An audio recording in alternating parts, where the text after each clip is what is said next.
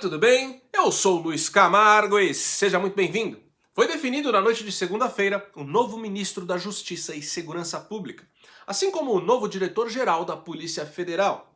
Primeiro é necessário entender que a lei não estipula que os cargos cuja indicação é de responsabilidade do presidente da República sejam devidamente ocupados por inimigos deste. Então é óbvio que serão ocupados por pessoas de sua confiança, ou seja, pessoas próximas. Esta é uma prerrogativa constitucional que Bolsonaro tem o dever de exercer. Mas o fato de uma troca de ministros parar o país significa que estamos evoluindo. Antigamente só ficávamos sabendo quem eram os ministros quando eles apareciam nas manchetes dos jornais envolvidos em escândalos de corrupção. Mas enfim, até então estava certo que seria Jorge Oliveira que assumiria a pasta de Sérgio Moro.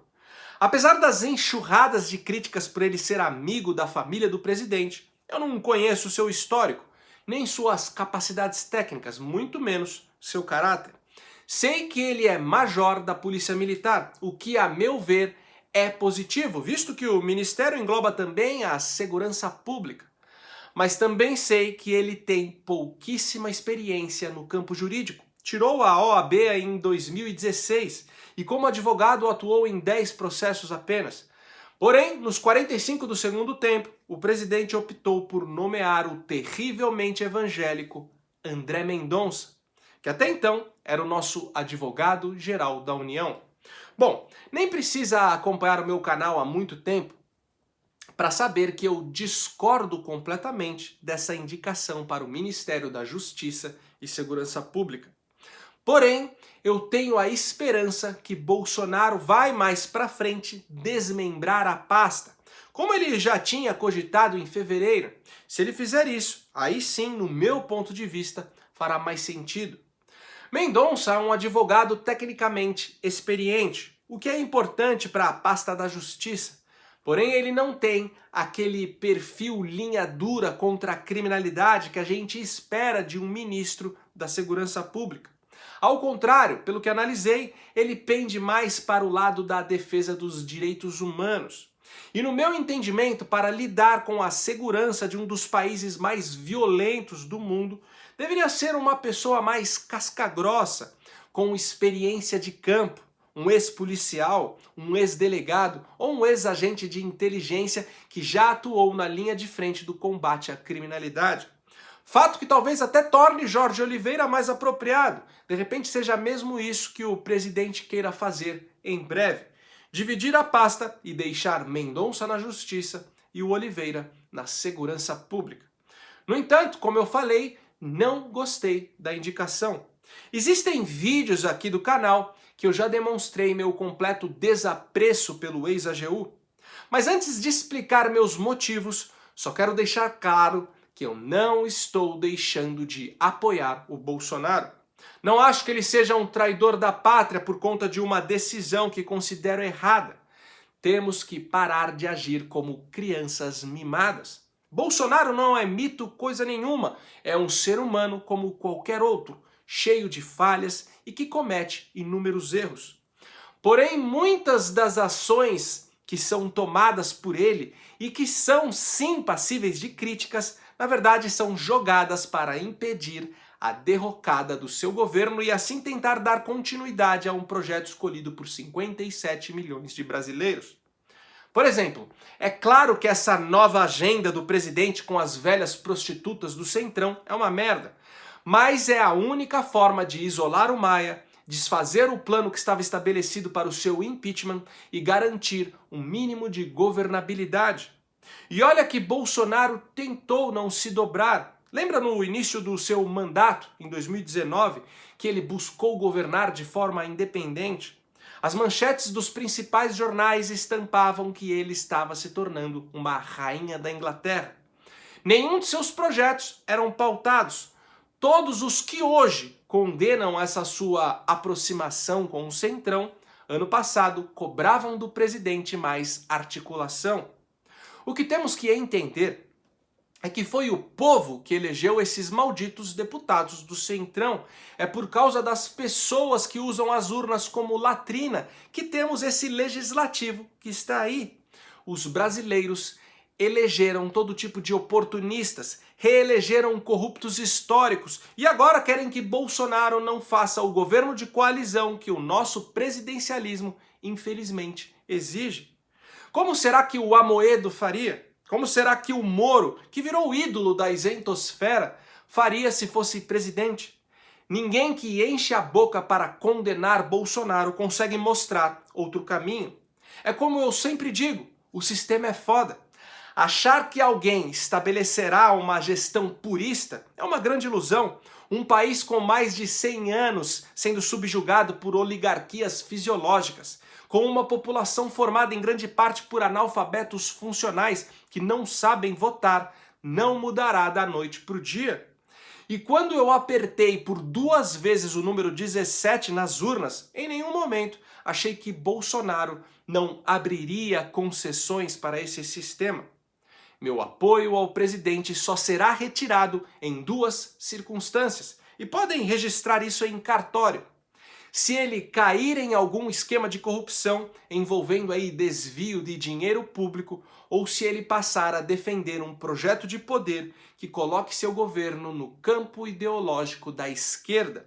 Ou seja, vamos supor que o Bolsonaro na economia abandone completamente as premissas liberais e que institua uma agenda política progressista, defendendo assassinato de bebês nos ventres de suas mães, liberação de drogas, políticas identitárias e etc. Aí sim vou me sentir traído. Tirando essas 2 circunstâncias, meu apoio segue firme e forte até 2022. E se até lá, de repente, surgir um outro nome que faça a minha cabeça, um outro nome que na minha concepção represente melhor que Bolsonaro um posicionamento conservador, eu não pensarei 2 vezes em apoiar esse candidato. Caso contrário, estarei com Bolsonaro de novo. Dito isto, vamos entender quem é André Mendonça e por que acho que essa foi uma indicação um tanto quanto ruim. Pelo menos até que se prove o contrário.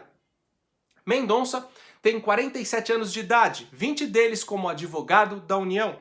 Ele também é pastor da Igreja Presbiteriana Esperança de Brasília. O ex-AGU e atual ministro se formou na Faculdade de Direito de Bauru. É doutor e mestre em Direito pela Universidade de Salamanca, na Espanha. É pós-graduado em Direito Público pela Universidade de Brasília. E também é formado em Teologia. Nas eleições de 2018, ele não demonstrou apoio a Bolsonaro. Segundo matéria da UOL, seu perfil nas redes sociais demonstrava mais entusiasmo pela Marina Silva. O que, se for verdade, já pode dizer muita coisa. Em 2002, como advogado da União, Mendonça foi diretor do Departamento de Patrimônio Público e Probidade Administrativa, nomeado pelo então advogado-geral Dias Toffoli. Daí nasceu uma grande amizade entre ele e o atual presidente do STF. Amizade essa que possibilitou que Toffoli recebesse uma menção honrosa em seu livro publicado em 2019 chamado Democracia e Sistema de Justiça.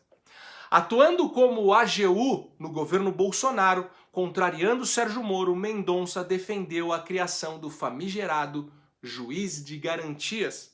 Dizem que foi por influência dele que Bolsonaro sancionou a emenda. Já fiz vídeo sobre isso e sou contrário a esse dispositivo.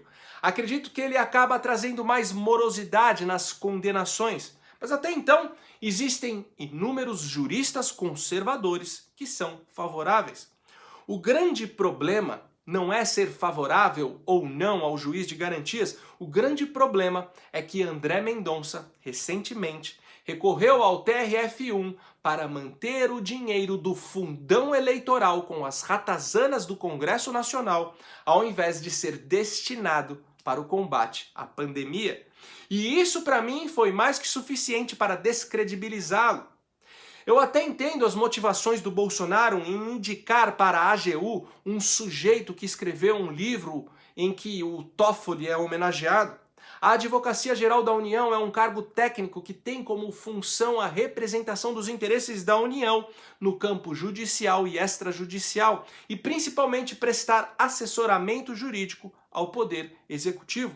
É claro que esse cargo tem que ser ocupado por alguém que tenha bom relacionamento na Suprema Corte.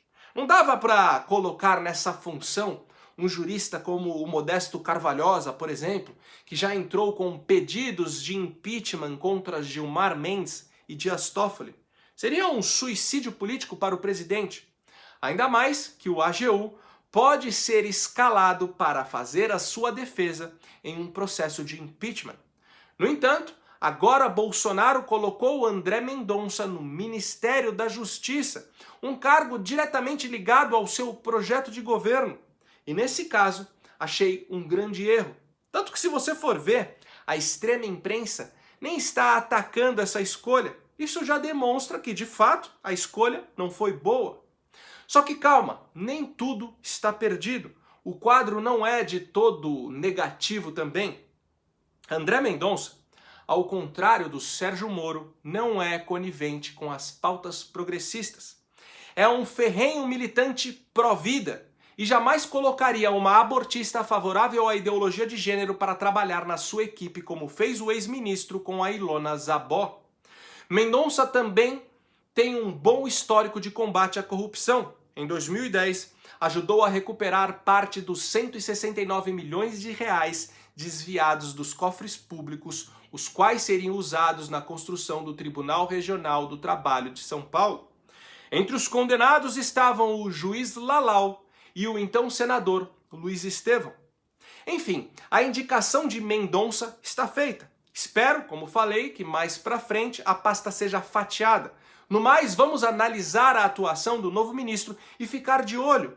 Não estamos mais nos anos 90, onde as caneladas que aconteciam nas estruturas de poder ficavam encobertas. Pode ter certeza que qualquer deslize virá à tona. E quando isso acontecer, o que depender de mim, vou expor aqui para que a gente possa cobrar o presidente. Mas até lá, temos que dar um voto de confiança para essa sua escolha. Agora, uma coisa que está muito clara para mim é que o Moro já era. Ele caiu completamente daquele alto pedestal em que todos nós o colocamos. Estamos falando de um cara que espalhou boatos para a Folha de São Paulo, convocou uma coletiva de imprensa antes de entregar sua carta de demissão ao presidente. Um cara que, no processo da sua saída, elogiou a atuação dos governos petistas. Acusou o presidente de condutas ilegais, entre elas a tentativa de interferência política na Polícia Federal. E como se não bastasse, para tentar provar suas acusações, mandou para a Rede Globo prints de conversas privadas de WhatsApp, inclusive da sua própria afilhada. Prints essas que se mostraram insignificantes e que não provaram absolutamente nada. Se Moro tivesse um mínimo de bom senso, entregaria essas supostas provas em segredo de justiça às autoridades competentes e jamais as exporia em uma emissora que persegue o governo. Mas preferiu recorrer a esta apenas para intensificar a crise política do país, fazendo aí sua demissão se tornar um evento catastrófico. Só que ele mesmo tinha afirmado em fevereiro que o presidente jamais interferiu na Polícia Federal. Ou seja, ou na ocasião ele mentiu ou ele cometeu crime de prevaricação. E se a interferência só aconteceu depois disso, agora que o Celso de Mello autorizou a abertura de inquérito para apurar suas acusações, o ex-ministro precisará provar através de documentos mais robustos. Do contrário, deverá ser julgado por calúnia e difamação. Na print que supostamente provaria a interferência de Bolsonaro na PF, Moro pegou o trecho de uma conversa sigilosa onde o presidente mandava o link de uma matéria sobre a investigação ilegal conduzida pelo STF, que o próprio Ministério Público já declarou ser inconstitucional. Na conversa, Bolsonaro estava justamente questionando esse inquérito ilegal do Supremo, que está investigando deputados bolsonaristas, incluindo seus filhos, Carlos e Eduardo. O presidente não queria interferir na PF para acobertar crimes de corrupção ou desvio de verba pública, como os crimes que o PT e o Centrão praticaram. A real é que esses deputados bolsonaristas são ativos em criticar nas redes sociais os desmandos do STF, assim como também cobrar e questionar os magistrados quanto aos crimes que ficam impunes e quanto aos corruptos que são por eles soltos. E por isso a perseguição. Lembra das campanhas para o impeachment do Gilmar Mendes, fomentadas nas redes sociais? Pois então, o STF abriu um procedimento inconstitucional, uma espécie de AI-5 do judiciário, para perseguir quem se coloca contra eles. E o pior é que tudo ocorre sob sigilo, nem mesmo os advogados dos investigados podem tomar conhecimento dos autos.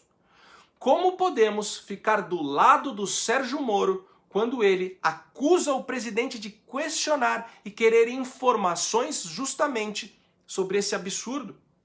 O STF não buscou abrir um procedimento inconstitucional para investigar o Renan Calheiros ou o Rodrigo Maia, por exemplo.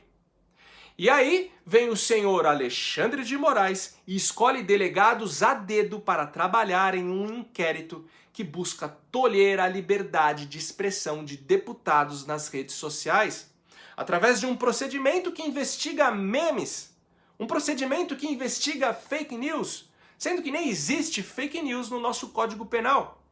O crime absurdo do Bolsonaro, apresentado na print do Moro, é simplesmente solicitar a troca do diretor da PF, que é favorável a essa investigação inconstitucional. O que é plenamente justificável, ainda mais que nomeação e demissão é um poder que lhe confere como presidente. Fora que, sob o comando de Maurício Valeixo, a PF concluiu que Adélio não teve mandantes, não apurou a história do porteiro, permitiu inclusive que o Verdevaldo saísse absolutamente impune da tentativa de desestabilizar um governo democrático, usando vazamentos contra o próprio Sérgio Moro.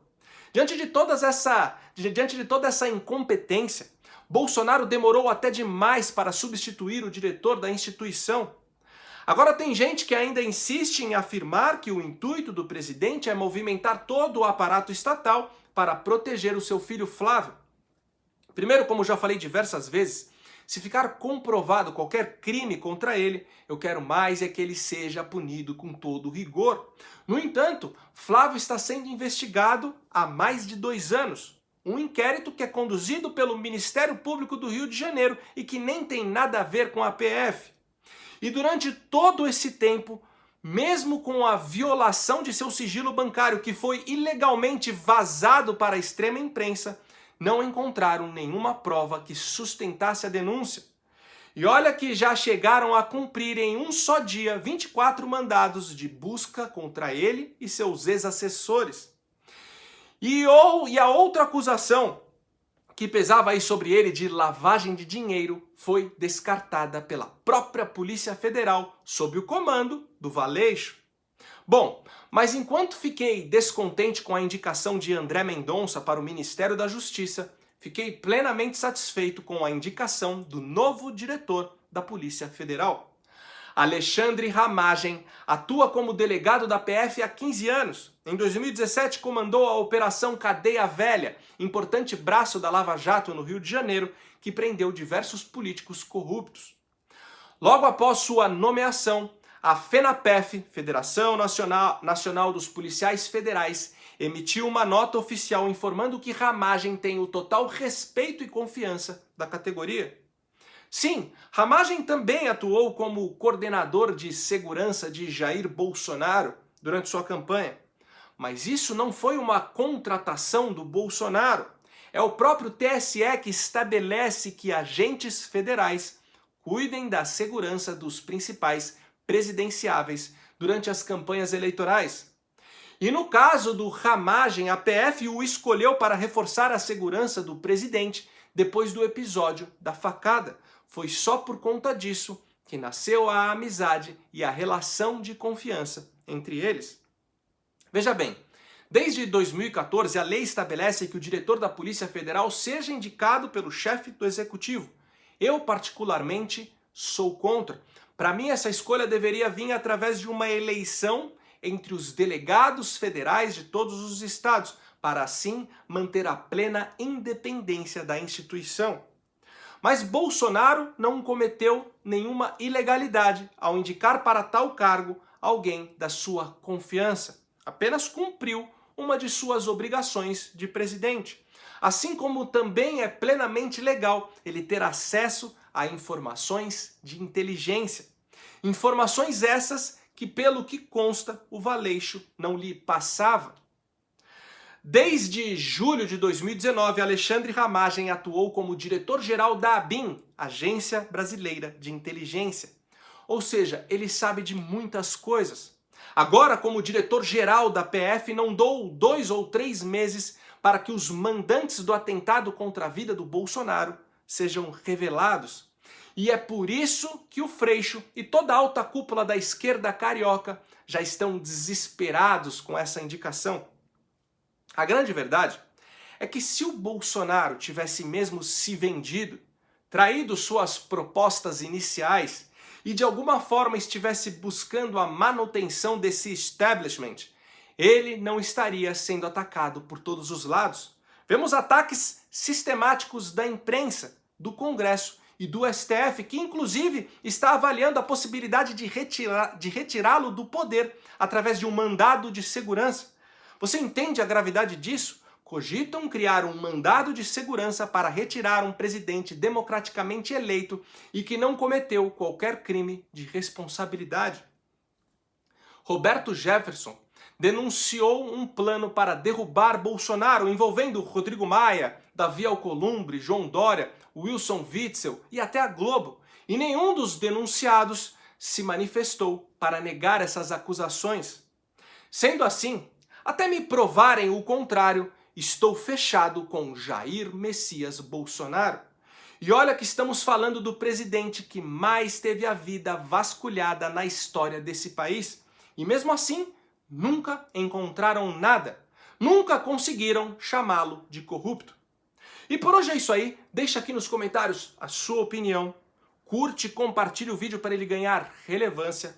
Confere se você continua inscrito no canal. Confere se o sininho das notificações está ativo e se você gosta do trabalho que eu venho fazendo e puder ajudar a manter esse canal em plena atividade, contribuindo com qualquer valor, o link do nosso Apoia-se está aqui na descrição. Me segue também nas redes sociais, Twitter, Instagram e Facebook, @LuizCamargoVlog.